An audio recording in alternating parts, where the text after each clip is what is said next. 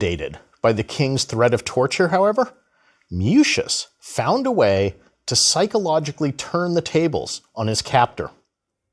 According to Livy's account, Mucius boldly declared, "I am a Roman citizen. My name is Gaius Mucius. I came here to kill my enemy, and I am not afraid to die. Romans know both how to act with bravery and how to show bravery in suffering. I am the first to attempt to kill you, but I will not be the last, because there are many others like myself who will take up my mission. Therefore, prepare yourself to live in danger, to fear for your life every hour of the day. Watch me and learn how unimportant the body is to those who have dedicated themselves to a greater cause." At the conclusion of this proud statement, Mucius thrust his right hand into the flames and held it there. As the flesh burned from his bones, Mucius gave no sign that he felt anything. Upon seeing this unbelievable display of willpower, the king was so astonished, as well as intimidated by Mucius's fanaticism, that he released Mucius and ended the war, wisely preferring not to fight against a nation of such formidable opponents. To honor his deed, the Romans bestowed a new name upon Mucius, one that would be passed down to his descendants, serving for all eternity to remind them and everyone who interacted with them of his sacrifice. From then on, he was known as Mucius Scaevola, which can be loosely translated as Mucius the Lefty. Livy presents his account as history, but there is considerable doubt whether Mucius actually existed or not. Livy's history of early Rome is filled with incredible stories of legendary heroes such as Mucius, and many of these figures are now regarded as belonging more to the realm of myth than of history. Nevertheless, these stories of early Roman heroes were repeatedly told to Roman children by their parents. While ostensibly presented as Roman history, these tales served a much more important purpose than simply informing children about the past. They were also a way of inculcating Roman values in the next generation of Romans, and of giving them a stronger sense of community and group identity. They provided role models and defined expected standards of behavior and morality. In this context, whether or not the stories were strictly true is less significant than the didactic purpose that they served. Today, if we want to begin to understand the Romans and how they thought, then we too need to read these tales. Perhaps the best way to gain insight into Roman culture is to examine what the Romans themselves identified as being the qualities of the ideal Roman. Again, in terms of understanding them and their behavior, it matters less whether Romans in reality lived up to these standards, but rather how they wanted to appear to others. Therefore, in this lecture, I am going to tell you a few of the stories of early Roman heroes found in Livy, in order to build up a portrait of what the Romans regarded as the most important and distinctive values in their culture. Each of the heroes in Livy exemplifies a set of important values or qualities, and the children who listened to their stories would have been expected to come away with a clear understanding of what these lessons were. Foremost among those displayed by Mucius Scaevola, for example, was a willingness to sacrifice yourself for your country. When Mucius embarked on his attempt to kill the enemy king, he would have assumed it was a suicide mission and that he was unlikely to return. But in the value system he embodies, the individual is much less important than the group.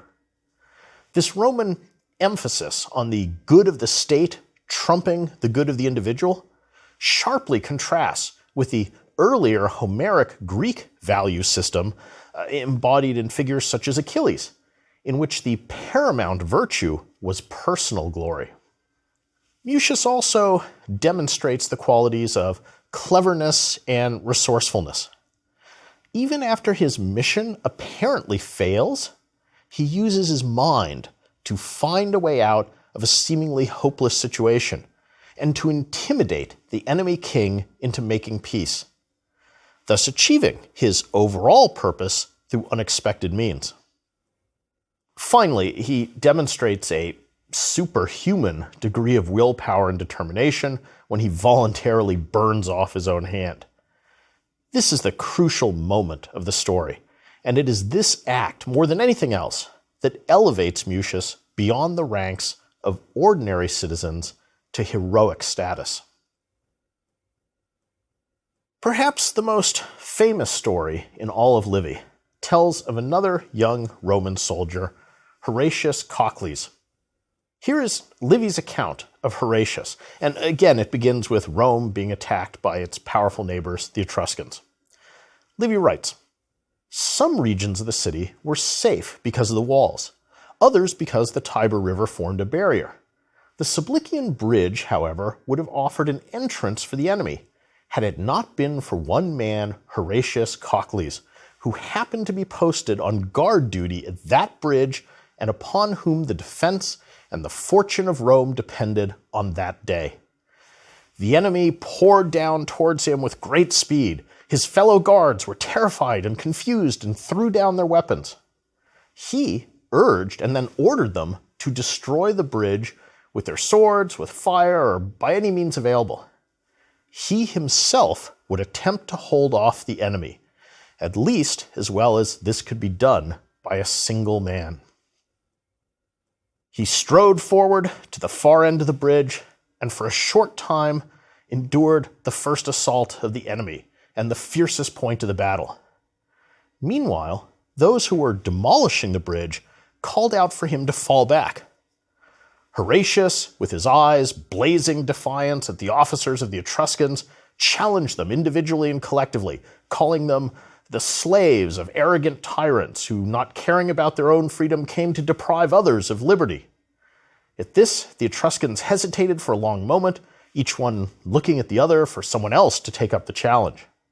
Finally, shame drove them to action, and with a shout they flung their weapons from all sides at their solitary opponent.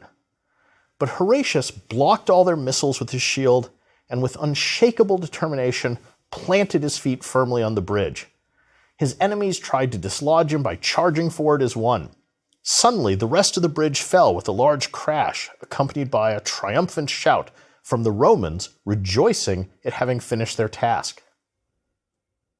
Their joy was abruptly replaced by dismay when they realized that Horatius was trapped on the wrong side of the river. Horatius cried out, "O Father Tiber, I pray to you that you will receive these weapons and me, your soldier, into your benevolent waters." And thus, fully armored, he leapt into the Tiber and swam to safety on the Roman side, while the Etruscans showered missiles down at him. For saving the city, the state rewarded his bravery, a statue of him was set up in the Comitium, and he was given as much land as he could plow around in a single day. All right, again, this story stresses the core values of determination, resourcefulness, and placing the good of the state above your own. Horatius is clearly willing to sacrifice himself in order to delay the Etruscans long enough for the bridge to be destroyed, and he defends the narrow passage with great skill and fortitude. He also shows leadership in organizing the destruction of the bridge. The paramount virtue displayed by Horatius, however, and the one that he is most associated with, is simple courage. Here, the key moment embodying the central moral is the image of Horatius standing alone on the bridge, single-handedly facing down the entire Etruscan army. It is the classic image of one fearless man defying the odds and taking on a multitude. To stay behind when all others have fled and to continue the fight alone required enormous courage. And it is this quality, above all others, that has become associated with Horatius. Mucius and Horatius are precisely the type of role models that one might expect to find in a highly militaristic society. Their stories are straightforward, dramatic, and filled with physical action. And they stress the sorts of qualities that would be important in a warlike culture, such as bravery, determination, and self-sacrifice. The majority of the accounts in Livy do indeed focus on these kinds of youthful action heroes. But there are several well-known stories whose protagonists display a more complicated or nuanced set of societal values. One of these concerns an older man, a retired general named Lucius Quinctius Cincinnatus. Cincinnatus lived in the 5th century BC at a time when Rome had only recently overthrown its monarchy and become a republic. The experience of living under kings had left the Romans with a deep-seated hatred of any one man having absolute power. And under the new political system, they went to great lengths to spread political authority among a variety of individuals and institutions. However, the Romans were a very practical people. So despite